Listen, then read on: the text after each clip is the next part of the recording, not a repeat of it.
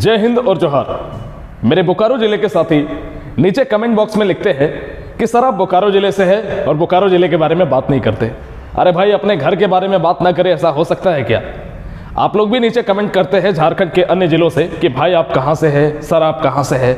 तो मैं झारखंड के बोकारो जिले से हूँ। तो आज की इस वीडियो में मैं अपने बोकारो जिले के खासियत बताऊंगा, बोकारो जिले के बारे में बताऊंगा। आप झारखंड के किसी भी जिले से है, थोड़ा सा हमारा जिला का भ्रमण कीजिए कि हमारा जिला, हमारा प्यारा जिला कैसा है। बोकारो जिले के लोगों को ये वीडियो बहुत पसंद आएगा। आप लोग वीडियो को पूरा अंत तक देखना और बाकी लोग भी देखिए, ठीक है। अच्छा, इसके अलावा बोकारो की एक जो सबसे बड़ी समस्या है और एक सबसे बड़ा वरदान है जिसके कारण बोकारो जिला बना, यानी कि बीएसएल। तो बीएसएल में किस तरह की गड़बड़ी चल रही है, इसके बारे में भी हम लोग आज के इस वीडियो में बात करेंगे डिटेल में। तो चलिए शुरू करते हैं। देखिए, यह भारत का नक्शा है। भारत का नक्शा में से जब हम लोग झारखंड का नक्शा यहाँ में से काट करके अगर हम लोग निकालते हैं, इस जगह में से अगर हम लोग काट करके झारखंड का नक्शा निकाले तो इस तरह का कुछ नक्शा दिखाई देता है भाई साहब। और इस झारखंड के पूरे नक्शे में से इस जगह से हमारा बोकारो जिले का नक्शा निकल करके आता है। बोकारो जिले के बारे में बात करें तो ये इधर पश्चिम में धनबाद की तरफ, उत्तर में अगर देखोगे तो हजारीबाग की तरफ, हजारीबाग जिला से। अगर आप इधर साउथ की तरफ से देखेंगे या पश्चिम में ही दक्षिण पश्चिम की तरफ अगर देखेंगे तो रामगढ़ जिले से टच है। और इधर हम लोग बंगाल से टच है, इधर हम लोग बंगाल राज्य से टच है। इतना आपको पता है, ठीक है। आगे बात करते हैं। अगर हम लोग बोकारो जिले की बात करें दोस्तों, तो 1 अप्रैल 1991 ईस्वी में बोकारो जिले का गठन होता है। इसके पहले हम लोग धनबाद जिले के अंतर्गत आते हैं, लेकिन 1991 ईस्वी में धनबाद जिले के 2 प्रखंड, जिसमें से एक था चास और दूसरा चंदन क्यारी, तथा गिरिडीह जिला का बेरमो अनुमंडल, इन तीनों को मिला करके एक अलग जिला बनता है जिसका नाम पड़ता है बोकारो। 2011 के जनगणना के अनुसार बात करें तो बोकारो में क्षेत्रफल है आपका टोटल 2883 स्क्वायर मीटर। जनसंख्या के बारे में बात करें तो 20,62,350 टोटल जनसंख्या है। भाषा के रूप में बात करें तो हिंदी, संथाली और खोटा, ये 3 ऐसे भाषा है जो प्रमुख रूप से बोली जाती है। आगे पुरुष की जनसंख्या इतना है, महिला की जनसंख्या इतनी है। और गाड़ी का जो संख्या है, आरटीओ जो हमारा कोड है वो है JH09। ये मेरे पीछे है आपका बोकारो जिले का मुख्य द्वार। अगर आप हवाई अड्डे के बगल वाले रास्ते से आते हैं तो ये मुख्य द्वार आपको दिखाई देगा, जहां से बोकारो इस्पात नगर आपका हार्दिक स्वागत करता है। आप किसी भी जिले में हैं, आप बोकारो जिले कभी आते हैं तो मैं भी आपका स्वागत करता हूं कि बोकारो जिले जरूर आइए। मुझसे मिलना हो तो जरूर आप मिलिए। स्वामी विवेकानंद इंस्टीट्यूट में आपका स्वागत है। मैं हमेशा आपके लिए, आपके साथ मिलने को तैयार हूं, ठीक है। तो आप जरूर हमारे यहाँ पधारिए, आप हमारे अतिथि रहेंगे, ठीक है। आपकी खातिरदारी करना हमारा फर्ज रहेगा। आगे बात करेंगे बोकारो में घूमने लायक कुछ स्थल के बारे में। ऐसे तो बोकारो में घूमने लायक कई स्थल हो सकते थे, लेकिन यहाँ की करप्शन के कारण, यहाँ के भ्रष्टाचार के कारण, यहाँ के मंत्रिमंडल के कारण हमारा जो राज्य है इसकी खूबसूरती, हमारा जो जिला है इसकी खूबसूरती धीरे धीरे खत्म होती जा रही है। उसके बारे में भी हम लोग कभी डिटेल में बात करेंगे। अगर घूमने लायक कोई जगह है तो हमारा बोकारो मॉल हो गया, है ना, जो मेरे कोचिंग के जस्ट बगल में है। अभी मैं यहाँ से जो वीडियो बना रहा हूँ, मेरे राइट साइड बोकारो मॉल है, ठीक है। तो मॉल के जस्ट बगल में एकदम जस्ट 2 मिनट का रास्ता है, मतलब कि रोड क्रॉस किए और मॉल पहुंच जाओगे आप। इतना बगल में हूँ मैं बोकारो मॉल के, मेरे बगल ही में है, ठीक है। आगे बात करें जवाहरलाल नेहरू बायोलॉजिकल पार्क, यानी कि नेहरू पार्क है ना, एक ये हमारा जू है। सिटी पार्क हो गया एक। और बोकारो से कुछ दूर पे, यानी कि मुख्य जो बोकारो शहर है उससे कुछ दूर पे है हमारा पारसनाथ पर्वत, है ना। तो ये कुछ ऐसे स्थान हैं जहां पर अगर आप बोकारो जिले आते हैं तो आप घूम सकते हैं, है ना। वैसे अगर हम लोग बात करें तो एक समय हमारा नेहरू पार्क और सिटी पार्क ये बहुत खूबसूरत हुआ करता था, लेकिन समय के साथ इसकी देख रेख नहीं होने के कारण ये आजकल गंदगी से पूरा भरा पड़ा है। वरना टूरिज्म जो है बोकारो में, टूरिज्म का जो है और लोकप्रियता बढ़ती, लोग आते हैं यहाँ पर अट्रैक्ट होकर के। लेकिन चूंकि प्रशासन की देख रेख में कमी होने के कारण ये जो है पार्क आज के डेट में बहुत गंदे है। इसको जो है सुधार करना चाहिए। ये वीडियो आप उन प्रशासन तक पहुंचाइए ताकि जो है कुछ ध्यान दें। आगे बात करें दोस्तों, आगे बात करें बोकारो जिले का, थोड़ा सा हम लोग इतिहास जान लेते हैं कि 1991 को ये जिला बना। धनबाद जिले का हिस्सा था पहले। पूर्व में इनका पुराना नाम था मानभूम जिला। तो मानभूम जिला जो है, यह मानभूम नाम पड़ा। मानभूम क्षेत्र जो है उस समय राजा मान सिंह के नाम पर यह मानभूम क्षेत्र बना।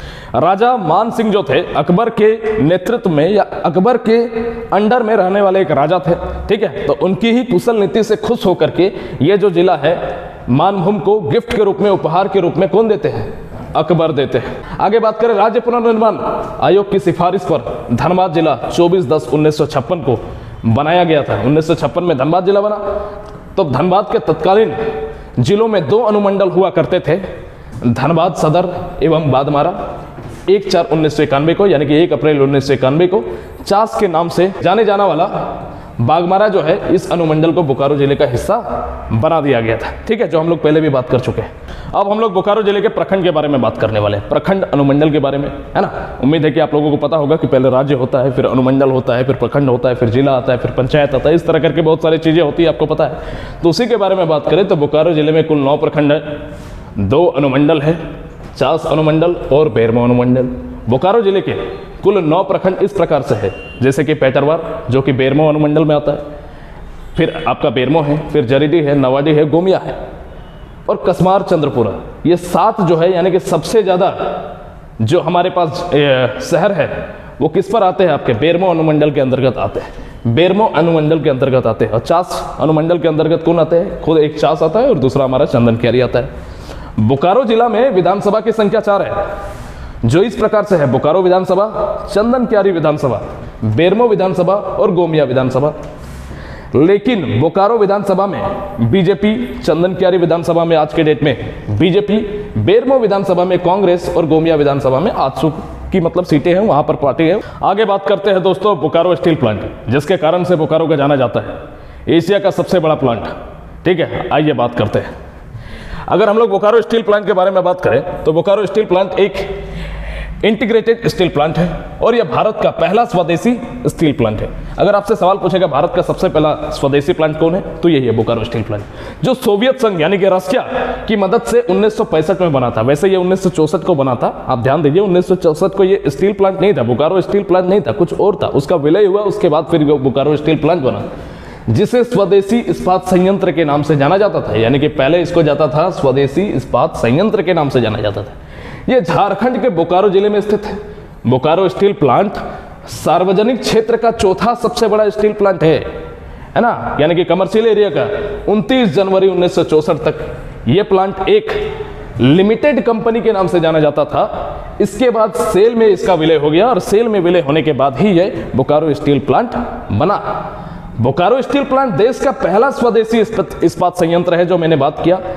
इसमें जितना भी तकनीक और कौशल का उपयोग हुआ है, सारी चीजें वे सभी स्वदेशी है। इस प्लांट में पहला धामन भट्टी वर्ष 1972 ईस्वी में चालू किया गया था, जिसकी कैपेसिटी 40 लाख टन था, जिसमें 3 यूनिट चल रही थी। बाद में इसे 1990 आधुनिकीकरण किया गया, जिससे इसकी कैपेसिटी 45 लाख टन तरल पदार्थ के रूप में कर दिया गया। यानी कि पहले के मुकाबले बाद में इसकी कैपेसिटी बढ़ जाती है। आगे बात करें दोस्तों, आगे ये देखिए हमारे पीछे लगा हुआ है हमारा स्टील प्लांट का कुछ इमेजेस है, मैं आपको दिखाता हूँ। इमेज थोड़े से धुंधले है ना, क्लियर इमेज गूगल में मिला नहीं, खैर आप लोगों को पता होगा। और कुछ इमेज देखते हैं, देखिए अंदर से हमारा कुछ इस तरह दिखाई देता है। कई सारे बड़े बड़े मशीन उपकरण लगे हैं, सारी चीज़ें तो दिखाया नहीं जा सकता, है ना। ये देखिए हमारा पूरा बोकारो स्टील प्लांट है। आपके सामने मैं एक वीडियो चालू कर रहा हूँ, इस वीडियो को देखिए और एंजॉय कीजिए कि बोकारो स्टील प्लांट कैसा है। उसके बाद आगे फिर से बात करते हैं। अब हम लोग बात करते हैं दोस्तों बोकारो स्टील प्लांट को, इतने बड़े प्लांट को चलने के लिए इलेक्ट्रिसिटी कहाँ से मिलता है, तो पूरे बोकारो जिले और यहाँ तक कि बंगाल तक को बिजली सप्लाई करने का काम हम लोग डीवीसी के माध्यम से करते हैं। दामोदर वैली कॉर्पोरेशन के माध्यम से हम लोग करते हैं। डीवीसी के माध्यम से ही बोकारो जिले में इलेक्ट्रिसिटी आती है, बीएसएल में भी सप्लाई होता है और बंगाल तक हम लोग भेजने का काम करते हैं। इसके टोटल 3 पावर प्लांट है, जिसमें से सबसे पहला पावर प्लांट के हम लोग बारे में बात करें तो बीटीपीएस है ना। तो डीवीसी के द्वारा स्थापित ये पहला थर्मल पावर प्लांट है। 1953 ईस्वी में 175 मेगावाट की प्रारंभिक क्षमता के साथ दूसरे चरण में 630 मेगावाट तक बढ़ाया गया। इससे देश का पहला थर्मल पावर प्लांट होने का भी गौरव प्राप्त है। यानी कि बोकारो अगर बोलेगा कि भारत का सबसे पहला थर्मल पावर प्लांट कौन सा है, तो वो हमारा यही था। आगे बात करें 1964 ईस्वी में डीवीसी के द्वारा दूसरा थर्मल पावर प्लांट भी स्थापित किया जाता है, जिसमें 750 मेगावाट की क्षमता है और इसमें 4 इकाइयाँ काम कर रही है। एक और के बारे में बात करते हैं जो वर्तमान में बंद है, टीटीपीएस। ये बिहार सरकार के द्वारा स्थापित किया गया थर्मल प्लांट है। इसका पहला इकाई 1994-95 में स्थापित किया गया है। अगला है 1996-97 में दूसरा इसका स्थापित किया गया। क्षमता 420 मेगावाट है। वर्तमान में केवल इसका 1 यूनिट ही चल रहा है, बिजली उत्पन्न कर रही है, यानी कि ये इसका ज़्यादा यूज नहीं करते हम लोग। ठीक है, आइए बीएसएल के इतिहास के बारे में बात करते हैं। जब ये बीएसएल फैक्ट्री की स्थापना बोकारो जिले में हो रही थी, उस समय इसका नाम था माराफारी। तो माराफारी के लोगों को सरकार के द्वारा यह आश्वासन दिया गया कि जब ये बीएसएल की स्थापना हो जाएगी तो लोगों को रोजगार के अवसर प्राप्त होंगे। लोगों को रोजगार का अवसर प्राप्त हुआ एक समय पहले, यह बात सच है, लेकिन लोगों को यह आश्वासन दिया गया, क्योंकि इतना बड़ा फैक्ट्री का स्थापना हो रहा था, एशिया की सबसे बड़ी फैक्ट्री, तो इसके लिए तो जमीन चाहिए था बहुत ज़्यादा, तो लोगों को विस्थापित किया गया। जो इस फैक्ट्री के अगल बगल में गांव हुआ करते थे, उन सारे गांव को उजाड़ा गया, सब लोगों को यहाँ वहाँ अलग अलग जगह में विस्थापित किया गया। उनके बदले लोगों को बोला कि आपको रोजगार मिलेगा, आपकी आने वाली हर एक पीढ़ी को नौकरी मिलेगी, आपको पैसा मिलेगा। पैसा मिला, नौकरी मिला कि नहीं मिला ये तो हम लोग पूर्वज जानेंगे। नौकरी बहुत लोगों को मिला, बहुत लोगों को नहीं मिला, है ना। बहुत लोगों ने काम करते करते छोड़ भी दिया। बहुत लोग ऐसे भी होते थे कि बोकारो स्टील लिमिटेड की जब स्थापना हुआ था, जब बीएसएल प्लांट की स्थापना हुई थी, तब इतना कम ये इनकम दिया करता था कि लोग मछली बेच करके इससे ज्यादा कमा लिया करते थे। तो कई लोग ऐसे भी हुए जो बीएसएल को ज्वाइन ही नहीं किए थे, है ना। खैर उसके बारे में बात हम लोग कभी करेंगे बाद में।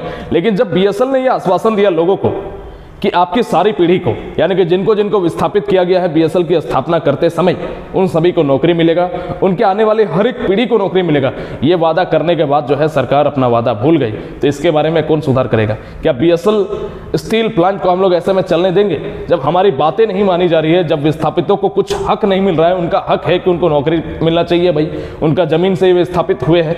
मेरा खुद का मैं बात करूं तो मैं खुद एक विस्थापित हूं, ठीक है। मैं अपना घर दिखा रहा हूं अभी आपको सामने, ये मेरा घर है, ठीक है, जो आपका बोकारो स्टील प्लांट के एरिया में ही आता है। लेकिन हम लोगों ने अपने घर को तोड़ा नहीं है ना। ये घर है, बेसिकली ये मेरा घर था पहले, अभी मैं यहाँ रहता नहीं हूँ, लेकिन ये मेरा घर बना पड़ा है, क्योंकि यहाँ के मैक्सिमम लोग ऐसा ही करते, भले ही बाहर रहते लेकिन घर बना करके रखे, क्योंकि कल के दिन में अगर बीएसएल इसे तोड़ने के लिए आएगा तो हम लोग जा करके अपना हक मांगेंगे भाई, है ना। तो ये हमारा घर हुआ करता था एक समय। तो बेसिकली मैं भी एक विस्थापित हूँ। तो बोकारो स्टील प्लांट ने जो वादा किया है, कहीं ना कहीं हमें वो वादा पूरा हम लोग चाहते हैं। जैसे अगर बात करें दोस्तों कि बोकारो स्टील प्लांट में पूरी कहानी क्या है, जो मैं आपको बता रहा हूं, अगर आप लोग बोकारो जिले से बाहर है तो आप लोग शायद नहीं समझ पा रहे होंगे। तो बोकारो स्टील प्लांट जब बोकारो में स्थापित हो रहा था, उस समय बोकारो के 80 गांव विस्थापित हुए थे, जिसमें से 19 गांव को छोड़ करके बाकी सबको पुनर्वासित कर दिया गया, दूसरे जगह स्थापित कर दिया गया, नौकरी भी दिया गया, बिल्कुल सही बात है। लेकिन जो बचा हुआ 19 गांव है, उनमें ना तो कोई मुआवजा दिया गया, ना ही जमीन वापस किया गया। लोग आज भी इंसाफ के लिए दर दर भटक रहे हैं, लेकिन कोई सकारात्मक परिणाम आज तक नहीं मिला है। यह सब मैनेजमेंट की गलत नीति के कारण आज भी विस्थापित को इंसाफ नहीं मिल पा रहा है। इसमें बहुत कम उम्र सीमा भी समाप्त हो गया बहुत लोगों का, कि एक क्राइटेरिया होता है ना नौकरी ज्वाइन करने का, वो उम्र भी खत्म हो गया। तो कुछ ऐसे लोग हैं जो अब इस दुनिया में है ही नहीं। यानी कि हमारे दादा परदादा ऐसे लोग हुआ करते थे जो नौकरी कहीं ना कहीं बीएसएल में उनको लगना चाहिए था, लेकिन उन्हें भी हम लोग लड़ते रह गए, विस्थापितों को उनका हक नहीं मिला। ऐसा क्यों हो रहा है, इसके बारे में हम लोग बात करते हैं। ये कुछ स्थानीय नौजवान हैं, कुछ विस्थापित लोग हैं जिनके घरों को उजाड़ा गया था बीएसएल के द्वारा, जिनको अपना हक नहीं मिला है और अपने हक की लड़ाई लड़ने के लिए धरना पर बैठे हुए हैं, बीएसएल से नौकरी की मांग कर रहे हैं। ये सालों से ये कहानी चलती आ रही है, आज ये कोई पहला दिन नहीं है, सालों से ये कहानी चलती आ रही है, लेकिन बीएसएल कुछ सुनने को तैयार नहीं है, ठीक है। इनफैक्ट अगर बात करें कि बीएसएल में जो परमानेंट वर्कर हुआ करते थे, वो भी धीरे धीरे खत्म हो रहे हैं। अब परमानेंट वर्कर ना के बराबर, मुझे लगता है आने वाले 15-20 सालों में, 25 सालों में पूरे परमानेंट वर्कर ही खत्म हो जाएंगे। और लीज पर जो वर्कर होते हैं, जो टेम्पररी वर्कर होते हैं, जो 250-300 रुपया पर डे का लेकर के काम करते हैं, उस तरह के वर्कर को बीएसएल ले रही है। डाटा अगले तक, ऑफिसर ग्रेड तक डाटा यही पहुंचा रही है कि हमारे पास जो वर्कर काम कर रहा है उसकी महीने की सैलरी 50, 55, 60 हजार रुपये हो रहा है, लेकिन सैलरी उसको मिल कितना रहा है? 10 हजार। बाकी का 50 हजार कहाँ जा रहा है? ऑफिसर्स के जेब में जा रहा है। कहीं ना कहीं ये बहुत ही दुखद घटना है, जिसके बारे में हम और आप जान करके भी कुछ नहीं कर सकते। अगर इसको सुधार करना है, मैं आप सभी युवा साथियों से यही कहना चाहता हूँ कि अगर आपको इसको सुधार करना है तो कहीं ना कहीं बीएसएल प्लांट के बाहर में जितने भी स्थापित लोग हैं, संपूर्ण बोकारो जिले के मैक्सिमम लोगों को इकट्ठा होकर के बीएसएल का काम बंद करवाना पड़ेगा। अगर बीएसएल का काम आप रोक लेते हैं कुछ दिनों के लिए, बीएसएल फैक्ट्री को आप ठप कर देते हैं काम उसका, तब जा करके आप जो है कहीं ना कहीं आपका हक आपको मिल सकता है। ये मेरा ओपिनियन था। अगर आप चाहते हैं कि आपको अपना हक की लड़ाई चाहिए तो बीएसएल ऐसे सुनने वाला है नहीं। बोलते हैं ना कि जब सीधी उंगली से घी नहीं निकले तो उंगली को टेढ़ी करना चाहिए। तो अगर आपको अपना अधिकार चाहिए, एक साथ होकर के बोकारो जिले के जितने भी नौजवान हैं सबको इकट्ठा होना पड़ेगा और बीएसएल में काम रुकवाना पड़ेगा। और वो 1-2 दिन के लिए नहीं, महीनों के लिए। और ये महीनों तक अगर आप आंदोलन करेंगे तो हो सकता है कि आपका जो हक है बीएसएल सुनेगी। तो उम्मीद करते हैं कि वीडियो आपको इन्फॉर्मेटिव लगा होगा, है ना। आज मैंने बोकारो जिले के बारे में बताया, बोकारो जिले में जो युवाओं के साथ समस्याएं हो रही है उसके बारे में भी हमने बात किया, है ना। एक छोटा सा वीडियो था जिस पर हम लोग जो है बात करना चाह रहे थे अपने बोकारो जिले के बारे में, ताकि आप लोगों की शिकायतें ना रहे। बोकारो जिले के बारे में ऐसे तो कहने को बहुत सारी बातें हैं, लेकिन मैं कुछ जो इंपॉर्टेंट बात था उसके बारे में मैंने बताया।